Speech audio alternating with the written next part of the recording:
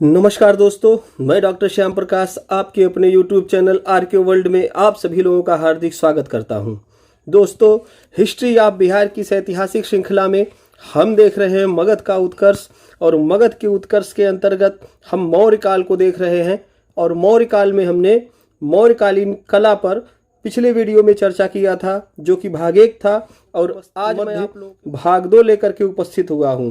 तो यदि आप लोगों ने मेरे चैनल को लाइक सब्सक्राइब नहीं किया है तो लाइक सब्सक्राइब कर लें, बेल का आइकन दबा दें, जिससे कि मेरे आने वाली वीडियो की नोटिफिकेशन आपको सबसे पहले प्राप्त हो सके। तो चलिए प्रारंभ करते हैं। पिछले वीडियो में हमने बात किया था 2 चीज़ों पर, खास तौर पर स्तंभों पर, उन स्तंभों पर जिन पर लेख नहीं लिखा है लेकिन वो कला की दृष्टि से महत्वपूर्ण हैं, और पाटलिपुत्र के उत्खनन से जो हमको अवशेष मिले हुए हैं, खासतौर से जो इंडिका में दिखलाई देते हैं मेगस्थनीज की, जो वहाँ से हमको 80 स्तंभों वाला घर मिला हुआ है, जिसको चंद्रगुप्त मौर्य का महल कहा गया था, उस पर चर्चा किए थे। यदि आप लोगों ने उस वीडियो को नहीं देखा है तो आप जाकर देख लीजिए, मेरे इसी चैनल पर पड़ा हुआ है। तो एक बार पुनः आप लोग बने रहिए मेरे साथ अंत तक। देखते हैं दूसरा भाग मौर्यकालीन कला का, जो है खास तौर से स्तूपों और लोक कला पर आधारित। स्तूप कला, तिब्बती लेखक लामा तारानाथ तथा दिव्यावदान, इसके अलावा फाहियान, आगे चर्चा करूंगा मैं इसकी। फाहियान भी, ये लोग यह बताते हैं कि अशोक ने लगभग 84,000 स्तूपों का निर्माण करवाया था। ऐसा लगता है कि अशोक ने सच में काफ़ी अधिक स्तूपों का निर्माण करवाया होगा। इनमें बहुत संभव है कि विहार भी सम्मिलित रहे होंगे। तो स्तूप और विहार मिला करके कुल 84,000 जिस संख्या में विद्वानों ने जिक्र किया हुआ है। खास तौर से तिब्बती लेखक लामा तारानाथ, बौद्ध ग्रंथ दिव्यावदान, और फुकुओकी का जो लेखक है, खास तौर से जो चीनी यात्री है फाहियान, वो यह बता रहे हैं कि किस तरीके से अशोक ने लगभग 84,000 स्तूपों का निर्माण करवाया था। स्तूप जो हैं वो अपना अलग ही महत्व रखते हैं मौर्यकालीन कला में। स्थापत्य उनका बहुत ही महत्वपूर्ण है। इसके अलावा बुद्ध के पर निर्माण का एक प्रतीक भी माना जाता है स्तूप को। स्तूप जो है मौर्यकालीन जो बनाए गए थे वो ईंटों से बनाए गए थे। बाद में चल करके शुंगों के समय में उनका जीर्णोद्धार दिखलाई देता है। खास तौर से सांची स्तूप की बात कर ले। इसके अलावा बहुत सारे स्तूपों का जीर्णोद्धार सातवाहन राजाओं द्वारा करवाया गया था। तो इस तरीके से देखें तो जो स्तूप बने हुए थे मौर्य काल में, खास तौर से अशोक द्वारा बनवाए गए थे, वो अलग अलग एरिया में अलग अलग तरीके से बनाए गए थे। जब हम उत्तरी पश्चिमी क्षेत्र में देखते हैं,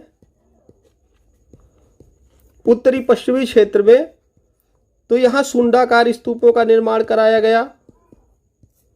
सुंडाकार स्तूप जो कि इस तरीके से लंबे हुआ करते थे, ऊपर से ये एक जगती पर बनाए गए थे। इसी जगह यदि हम देखें मध्य भारत के स्तूपों को, तो वो हमको इस तरीके से दिखलाई देते हैं। यह हर्मिका है, यष्टि है, और यह हर्मिका की वेदिका है। यहीं पर रेलिक कास्केट रखा जाता है। अस्थि अवशेष जो हमको दिखलाई देते हैं खास तौर से अलग अलग स्तूपों के, वो यहीं रखे होते हैं। यहाँ पर मेधी बनी होती है और इस मेधी से परिक्रमा करते हैं लोग, और इस तरीके से इधर से सीढ़ियाँ भी बनी होती हैं। तो हम देखें तो एक अच्छा खासा हमको स्ट्रक्चर दिखलाई देता है स्तूप के रूप में, जो कि शुरुआती दौर में ईंटों से बनाया गया था। बाद में चल करके ये जो स्तूप बनाए गए ये पत्थरों से आच्छादित कर दिए गए, और इस तरीके से जो स्तूप हैं वो अपना अलग ही महत्व रखते हैं। आगे चल करके अभी हम स्तूपों की जो श्रृंखला है उसके बारे में बात करेंगे, स्तूपों के प्रकार के बारे में बात करेंगे और यह जानेंगे कि ये स्तूप बनाए क्यों गए थे। तो देखते हैं। स्तूपों के 4 प्रकार बताए गए हैं। पहला है उद्देशिक। ये तथागत अथवा पूर्वकालीन बुद्धों की स्मृति पर बनाए जाते थे। तो जो स्मृति पर बनाए गए स्तूप हैं उनको उद्देशिक कहा गया है। जो उद्देश्य को ध्यान में रख करके बनाए गए स्तूप हैं उनको उद्देशिक कहा गया है। जो बुद्धों के उद्देश्य थे उनको लेकर के जो बनाया गया स्तूप है, वो अपने जीवन में क्या कर सकते थे, क्या करना चाहते थे, जो ऐसे ही उद्देश्य थे, उनको स्मृतियों के रूप में जब संजोया गया तो हमने उसको उद्देशिक स्तूप कहा। दूसरा है शारीरिक स्तूप। ये है जो बौद्ध धम्मानुयायी हैं, बौद्ध भिक्षु हैं या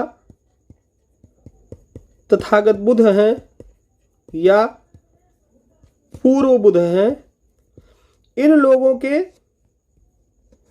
अस्थि अवशेषों पर निर्मित कराया जाता है। इसके अनेक उदाहरण हैं, लेकिन यहां मैंने पिपरावा का स्तूप लिया है। पिपरावा जो है ये उत्तर प्रदेश के सिद्धार्थनगर जिले में नेपाल की तराई में पड़ता है। यहां पर WC पेपे ने 1898 में एक्सकवेशन करवाया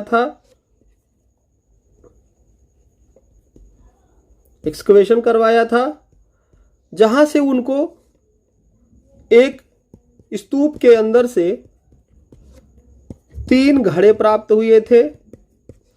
एक घड़े के ऊपर लेख लिखा हुआ था, सुकिति भतिनम सभग निकनम सपुत दलनम एयम सलिल निधेन बुधस भगवतो सकियानम। इस तरीके के लेख ने यह जाहिर कर दिया कि जो सुकिति हैं ये धम्मलिपि है। जो सुकिति हैं इन्हीं को सिद्धार्थ कहा गया है और इनके परिवारीजनों द्वारा यहाँ पर एक स्तूप का निर्माण करवाया गया था, जिसको हम पिपरावा का स्तूप के नाम से जानते हैं। इसके अलावा हम देखें तो यहाँ से कई धातुओं के बने हुए पीपल के पत्ते भी रखे हुए मिले हैं, खास तौर से सोने चांदी के बने हुए दिखलाई देते हैं। ये जो पत्ते हैं ये अस्थि मंजूषा या जिसको हम रेलिक कास्केट कहते हैं उसके अंदर से प्राप्त होते हैं, जो यह बताते हैं कि ये तथागत बुद्ध के ही अवशेष होंगे। हमने देखा था निगाली सागर में अशोक ने अपने शासनकाल के 14वें वर्ष जाकर के कनक मुनि बुद्ध की जो अस्थि रखी हुई थी स्तूप में, वहां पर नेपाल की तराई में उसका जीर्णोद्धार करवाया था और 20वें वर्ष जाकर के वहां पर उसने जायजा लिया था कि स्तूप की स्थिति अभी क्या है। इस तरीके से देखें तो पूर्व बुद्धों की जानकारी एक जगह से और मिली, सोपारा जिसको शूरपारक कहते हैं, और ये पड़ता है महाराष्ट्र में। यहां का उत्खनन पंडित भगवान लाल इंद्रजी द्वारा करवाया गया था। इनको भी इसी तरीके से रेलिक कास्केट के अंदर से 2-3 रेलिक कास्केट मिले थे।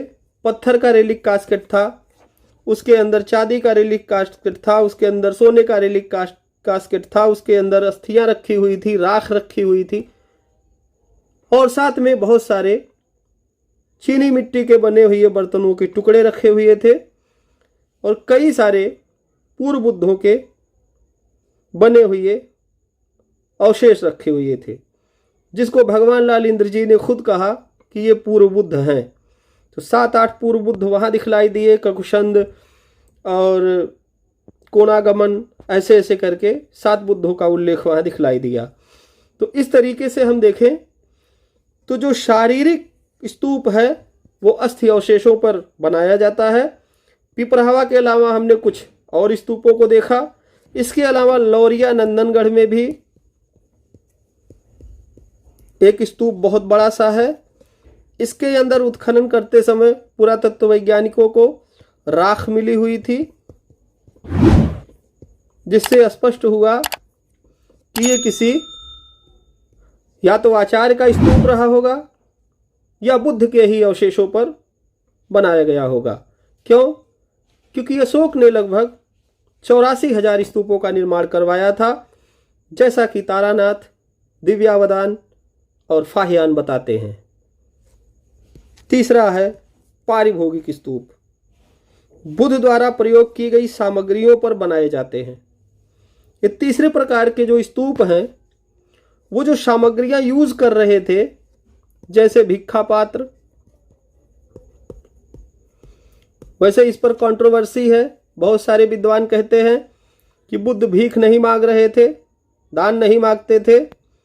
बुद्ध जो कटोरा लेकर चलते थे उसमें औषधि हुआ करती थी, जिससे वो लोगों का इलाज भी किया करते थे। दूसरा मत ये है कि नहीं, बुद्ध जो है कटोरा लेकर जाते थे और बहुत सारे भिक्षुओं के साथ भोजन करते थे, फिर शायद उसी में वो भोजन करते थे, इसीलिए वो पात्र लेकर के चला करते थे। जो भी रहा हो, ये शोध का विषय हो सकता है। किंतु यहाँ हम देखें तो जो सामग्रियां हैं, जैसे उनका चीवर हो गया, उनके अस्थि अवशेष हो गए खास तौर से बाद में, और जो सामग्रियां हैं जैसे भिक्षा पात्र हमने देख ही लिया, तो बहुत ज़्यादा कुछ तो बुद्ध के पास था नहीं, लेकिन जो भी कुछ था उस पर जो निर्मित कराए गए स्तूप हैं उनको हमने पारिभोगिक स्तूप कहा। चौथा है संकल्पित स्तूप।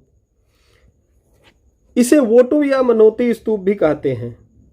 वोटिव या मनोती स्तूप वो स्तूप होते हैं जिनके अंदर आस्था होती है, श्रद्धा होती है, लोग जुड़े होते हैं। किससे? बुद्ध से। किस लिए? कि मेरा कोई काम यदि सफल होता है तो मैं कहीं ना कहीं आपके पास इस प्रकार का एक सिंबल बना रहा हूं, जिससे कि आपके यहाँ ये प्रेजेंस हो कि हाँ, वाकई में मेरा कोई काम करना है मुझे, उसमें आप मुझे संबल दीजिएगा कि मैं अत्यदीपो भव के मार्ग पर चल सकूं, अष्टांगिक मार्गों का पालन कर सकूं, प्रज्ञाशील और समाधि का अनुगमन कर सकूं। इस तरीके की विचारधारा लेकर के बहुत सारे श्रावक श्राविकाओं ने मनौती स्तूप बनवाए थे। अब देखते हैं कि स्तूपों की संरचना कैसी होती है। आगे चल करके एक वीडियो में हम लोग, एक फिगर में हम लोग देखेंगे कि क्या क्या इसमें होते हैं। यहाँ एक छोटा सा स्तूप बनाने का प्रयास करते हैं और समझते हैं।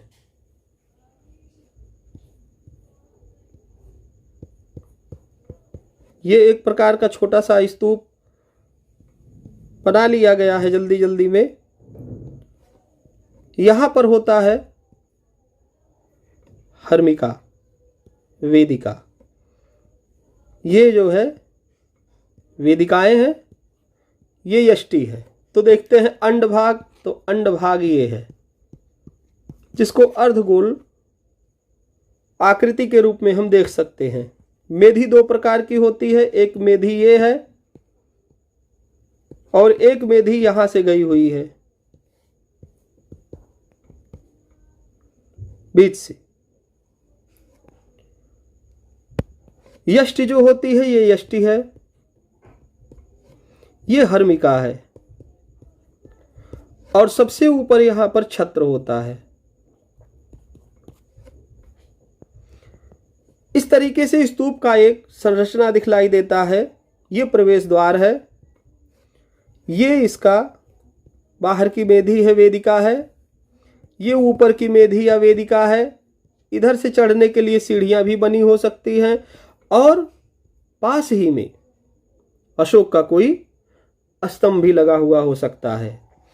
तो इस तरीके की संरचना हमको अक्सर दिखलाई देती है स्तूपों के संदर्भ में, और ये स्तूपों के कुछ पार्ट होते हैं।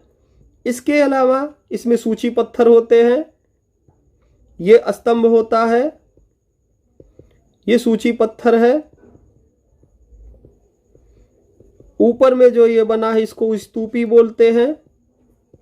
इस तरीके से देखिएगा, और ये बड़ा वाला तोरण द्वार है। तो इस तरीके से अगर देखें तो स्तूप की संरचना बहुत ही अच्छे तरीके से, कॉम्पैक्ट तरीके से की जाती है, और इसके इतने सारे भाग दिखलाई देते हैं। हम लोग फिगर के माध्यम से भी इसको समझेंगे। ऐसे में जो छोटे स्तूप होते हैं इनको अल्पशाख, और जो बड़े स्तूप होते हैं उनको महेशाख कहा जाता है। तो स्तूपों का एक स्वरूप हमारे सामने जो दिखलाई दिया, उस पर हमने चर्चा किया।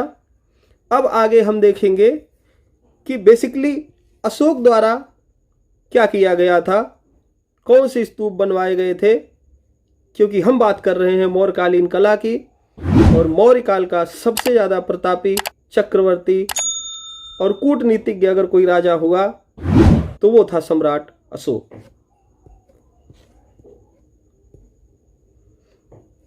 फाहियान की पुस्तक फुओवो की से ज्ञात होता है कि 84,000 स्तूप अशोक ने बनवाए थे।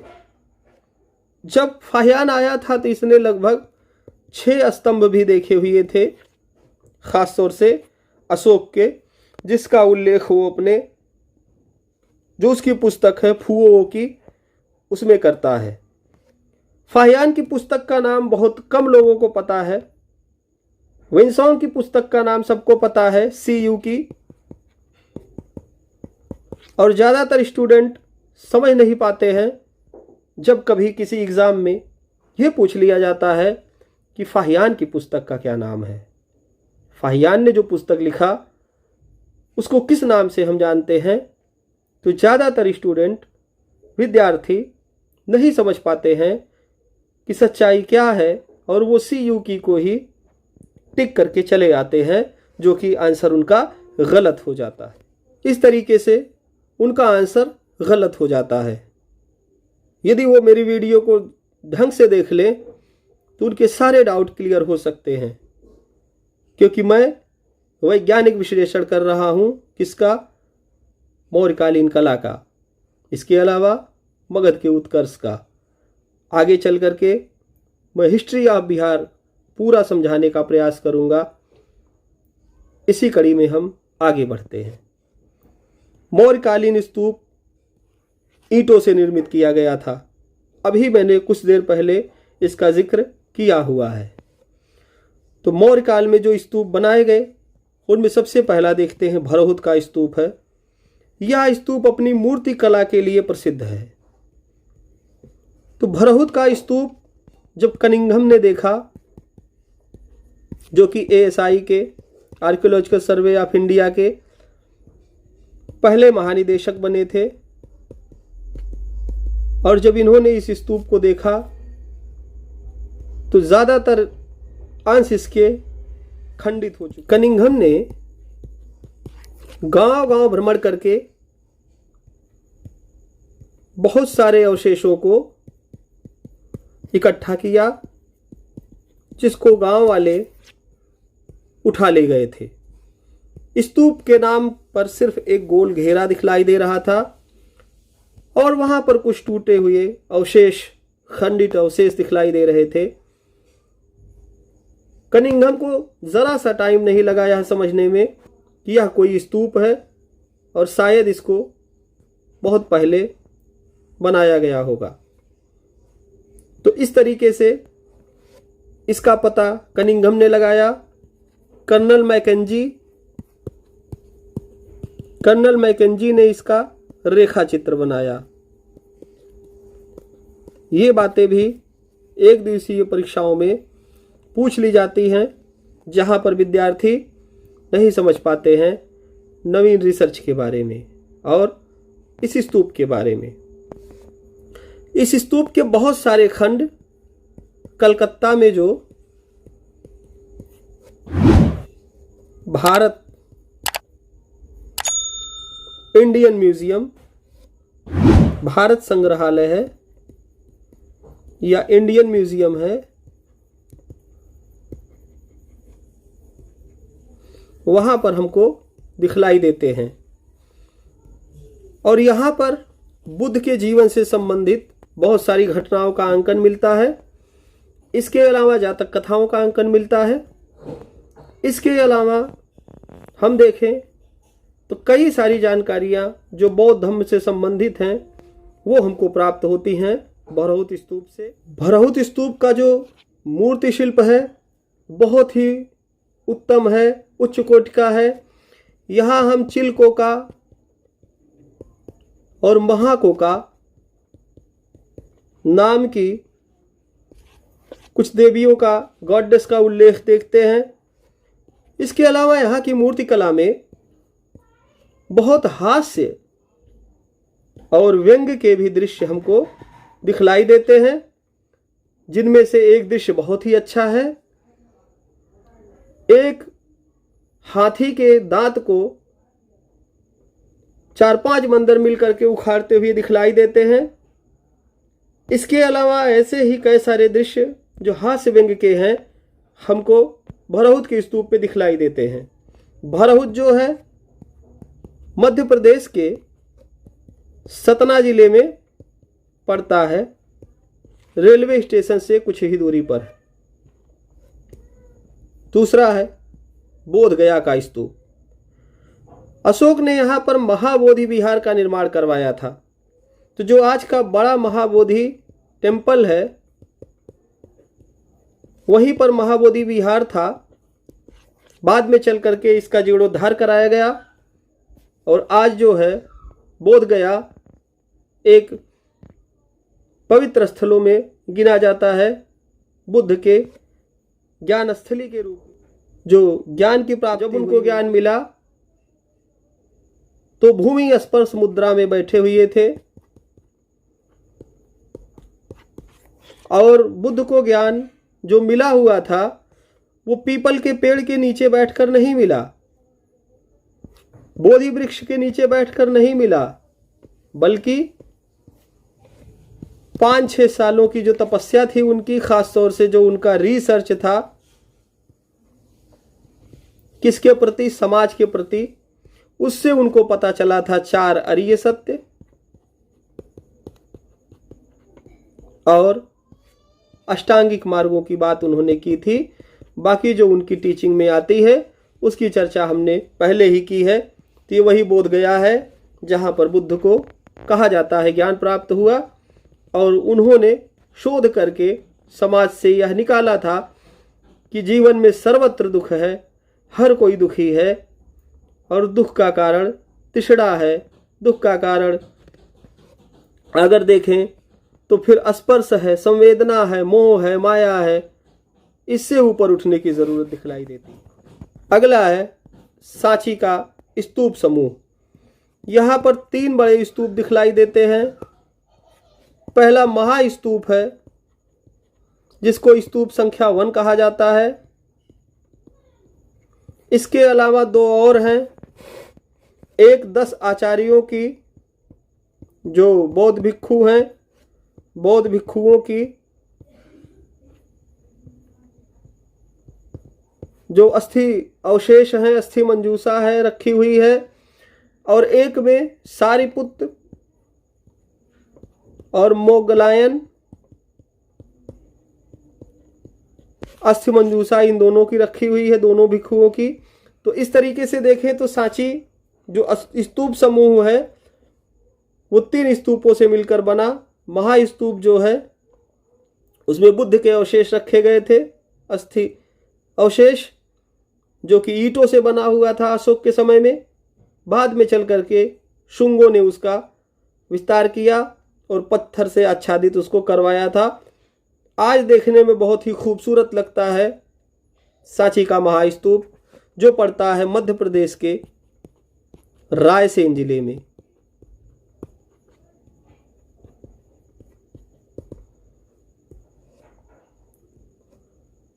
यह स्तूप अपने अलंकृत तोरणों, जो इसका तोरण द्वार है वो बहुत ही अलंकृत है।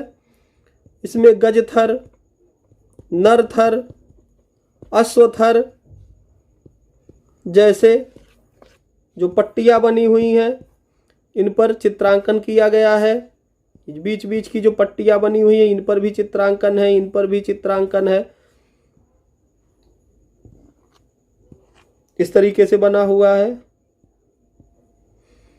तो सब पे चित्रांकन किया गया है, इन पर भी चित्रांकन किया गया है। बीच बीच में ये आधारशिलाएं रखी गई हैं इनको जोड़ने के लिए, इन पर भी चित्रांकन किया गया है। तो सब पे चित्रांकन है, इसीलिए कहा गया अलंकृत तोरणों। और चित्रांकन किस चीज का? बुद्ध के जीवन से संबंधित घटनाओं का।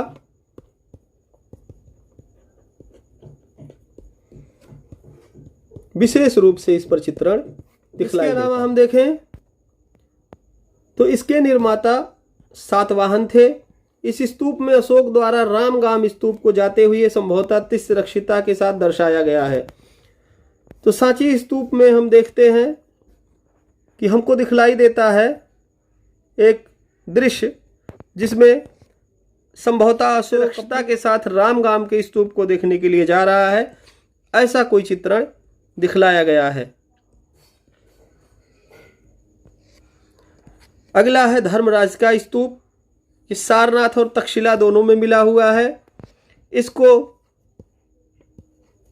धम्मय थुब भी कहा गया है, खास तौर से तक्षशिला में, इसीलिए विद्वानों ने इसको धर्मराज का स्तूप कहा है। अगला स्तूप देखें, अमरावती है। यहाँ बता दें सारनाथ उत्तर प्रदेश में पड़ता है और तक्षशिला जो है वर्तमान पाकिस्तान में पड़ता है।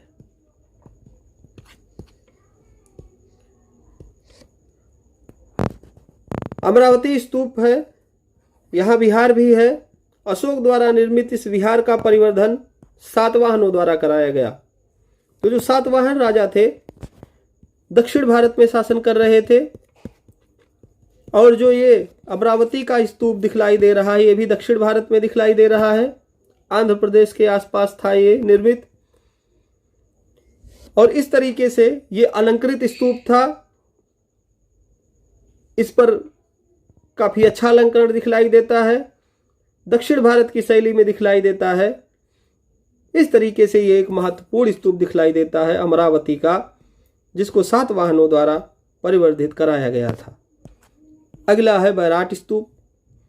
इसके द्वारा इस भव्य स्तूप का निर्माण राजस्थान में करवाया गया। तो जो राजस्थान का एरिया है, भरतपुर अलवर के आसपास का एरिया, वहां से ये मिला हुआ था बैराट स्तूप। अगला है कुड़ाल स्तूप। तक्षशिला के सिरसुख से प्राप्त हुआ था। इसके स्तंभ यूनानी कोरंथ शैली में निर्मित हैं। तो जो तक्षशिला का उत्खनन है इसको मार्शल ने करवाया था। मार्शल कौन थे? John Marshall, sir John Marshall भी इन्हें कहा जाता है। ये कौन थे? तो आर्कियोलॉजिकल सर्वे ऑफ इंडिया के सेकंड सर्वेयर थे, महानिदेशक थे, और इन्हीं के द्वारा उत्खनन करवाया गया। पहली बार हम देखते हैं नॉर्दर्न ब्लैक पॉलिश्ड वेयर जो है वो यहीं से स्पष्ट रूप से पता चला। चूंकि मार्शल को इंटरेस्ट था यूनानी कला में, इसलिए उन्होंने कहा ये जो बर्तन मिले हुए हैं ये बर्तन यूनानी कला से प्रेरित हैं और संभवतः यूनान से चल करके यहाँ आए हैं। क्यों? क्योंकि वहाँ पर ग्रीको रोमन कला के भी अवशेष मिले हुए थे, जिसमें से जांडियाल देवी का मंदिर भी मिला हुआ था। वहां पर भीर नामक टीला सबसे ज्यादा बड़ा टीला था और इसी का अच्छे से उत्खनन किया गया था। इस तरीके से अशोक द्वारा बनवाए गए कुछ स्तूपों को हमने देखा। ये वो स्तूप हैं जो प्रकाश में आ गए थे। बाकी बहुत सारे स्तूप जमींदोज आक्रांताओं द्वारा तोड़ दिए गए। उसके मूर्ति शिल्प को खत्म कर दिया गया, तोड़ करके उनको कहीं नदी में, नहर में, कहीं कहीं फेंक दिया गया। इसके अलावा बहुत सारे विहारों और स्तूपों के जो मलबे तोड़कर निकाले गए उनसे कुछ और बना लिया गया। इस तरीके से देखा जाए तो जो अशोक के स्तूप हैं वो भव्य हुआ करते थे। अपने समय में समय के साथ साथ वो खंडित होते गए, आक्रांताओं ने भी लूट लिया, तोड़ दिया, और जब बाद में सम्यक कल्चर खत्म होने लगा तो इस तरफ किसी का ध्यान नहीं गया और एक महान सम्राट द्वारा बनवाए गए जो स्मृति शेष थे वो धीरे धीरे समाप्त होने लगे। हम अगला देखें तो पाटलिपुत्र के जो महाविहार हैं उनकी चर्चा करेंगे कि अशोक के समय में पाटलिपुत्र में कौन कौन से महाविहार थे। तो अशोकाराम विहार था, इसके अलावा कुक्कुटाराम विहार था। इन दो विहारों का निर्माण अशोक ने करवाया था। इसके अलावा भारत, पाकिस्तान और अफगानिस्तान के विभिन्न क्षेत्रों से हमको स्तूप और विहारों की प्राप्ति हो जाया करती है जो अशोक के काल के हैं, जिसको अशोक ने बनवाया है। पाटलिपुत्र के कुक्कुटाराम विहार को अशोक ने काफी दान भी दिया था। अशोकाराम विहार वही है जहां पर अशोक ने तृतीय बौद्ध संगीति करवाई थी। पहली बौद्ध संगीति हुई थी अजातशत्रु के समय में, हर्यक वंश के शासक के समय में। दूसरी बौद्ध संगीति हुई थी नागवंश के कालाशोक के समय में। तीसरी बौद्ध संगीति होती है अशोक के समय में अशोकाराम विहार में, जो कि पाटलिपुत्र में था। इस तरीके से देखें तो पाटलिपुत्र के विहार बड़े ही महत्वपूर्ण दिखलाई देते हैं। अब बात करते हैं मौर्यकालीन लोक कला की, कि लोक कला में कौन कौन से कला समाहित होती है और हमको मौर्यकालीन लोक कला के कौन कौन से एविडेंस दिखलाई देते हैं, संभवतः कहाँ कहाँ से दिखलाई देते हैं और उसमें क्या क्या समाहित है। मूर्ति कला है सबसे पहले लोक कला के अंतर्गत। धौली एवं कालसी। धौली पड़ता है उड़ीसा में और कालसी पड़ता है देहरादून में। तो ये दो महत्वपूर्ण स्थान हैं जहां से क्या मिला है, हाथी की प्रस्तर प्रतिमाएं मिली हुई हैं। कालसी के हाथी के पैरों के पास गज तमे लिखा हुआ है।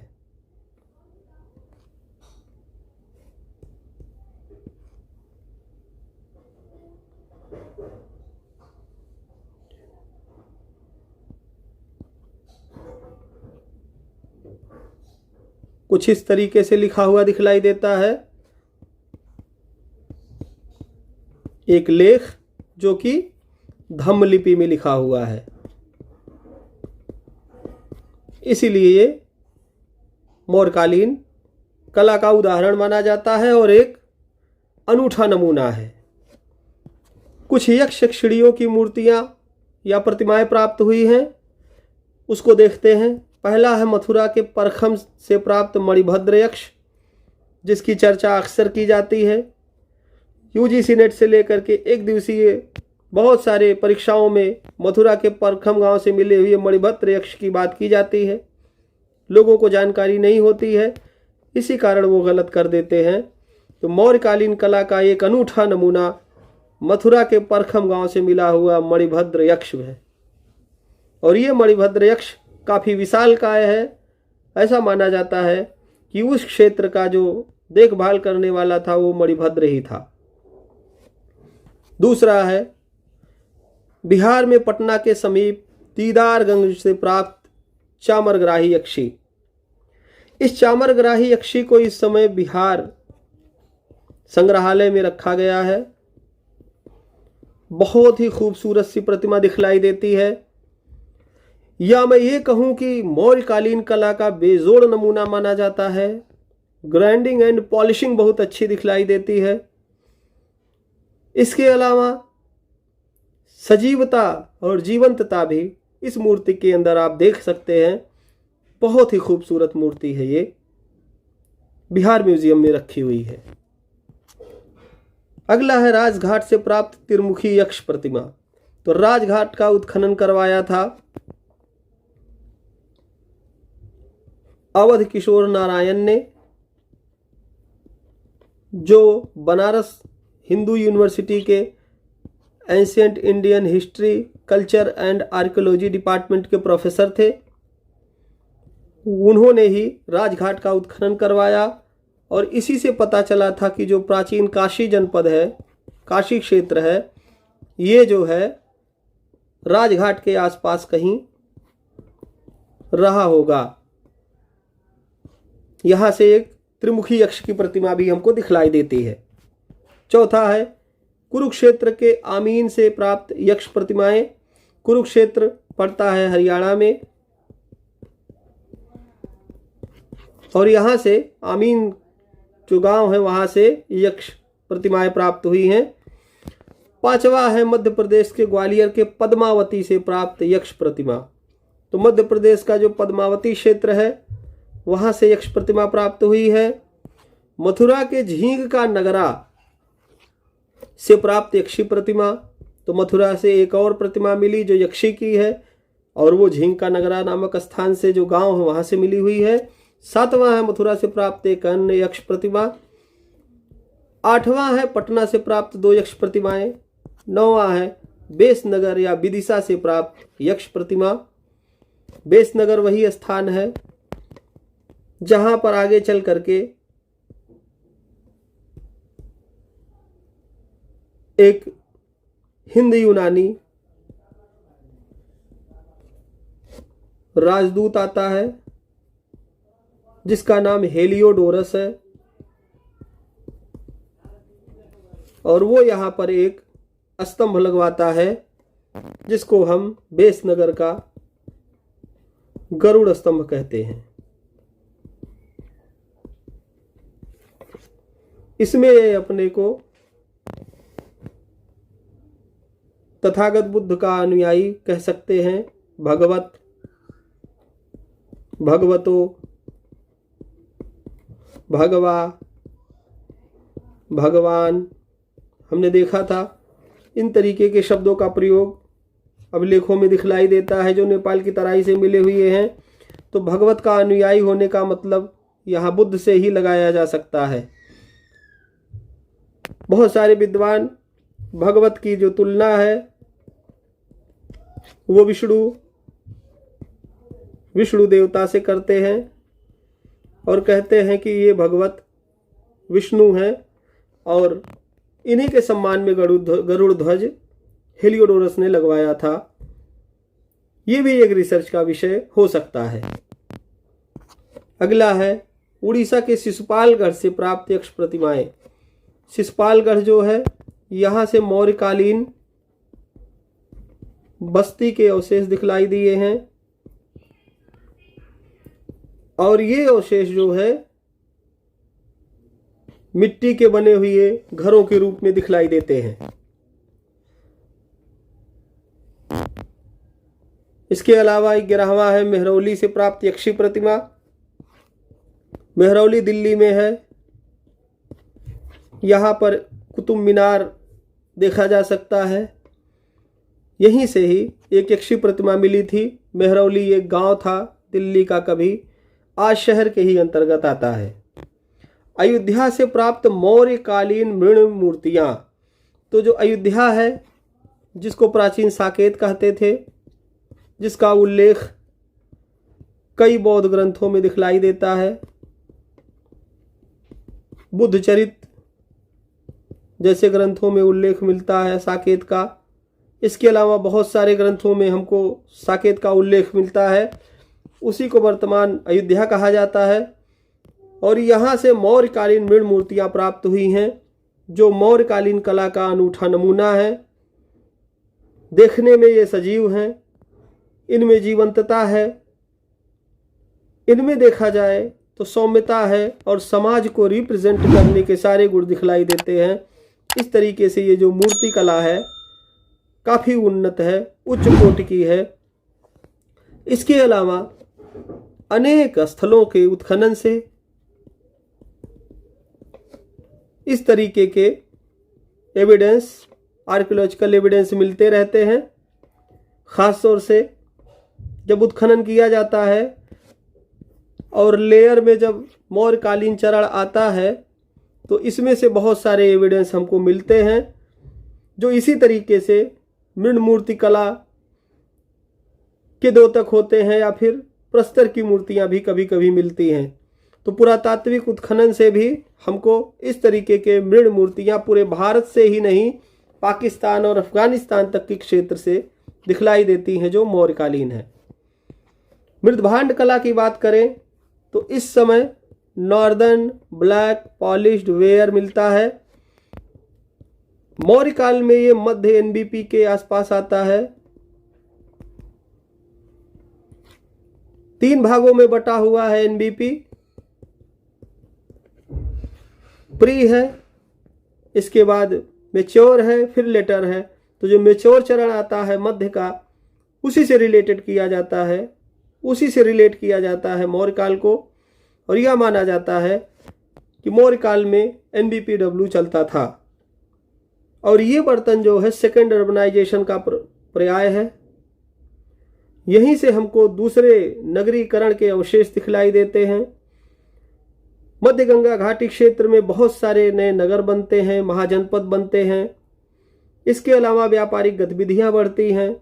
इन सब के पीछे जो कार्य कर रहा था कारक, वो था लौह संस्कृति का समाज में आ जाना, लोहे का अच्छे से प्रयोग किया जाना। और उसी समय ये बर्तन मिलते हैं। इन बर्तनों के साथ हमें कारसापड़ या पंचमार्क या आहत, ये सब एक ही है, नाम का सिक्का भी मिलता है, जो हमको कहाँ से मिला? एक तो तक्षशिला से मिला हुआ था मार्शल को, दूसरा मिला हुआ था कौशाम्बी से। तो कौशाम्बी का उत्खनन किसने करवाया? जी.आर. शर्मा ने, जो इलाहाबाद विश्वविद्यालय के प्राचीन इतिहास, संस्कृति एवं पुरातत्व विभाग के प्रोफेसर थे। उन्होंने एक्सकेवेट करवाया था कौशाम्बी का। और कौशाम्बी इलाहाबाद से महज 100 किलोमीटर की दूरी पर पड़ता है, यमुना नदी के किनारे। तो इस तरीके से देखें तो एनबीपीडब्ल्यू का संबंध हो जाता है मौर्यकाल से।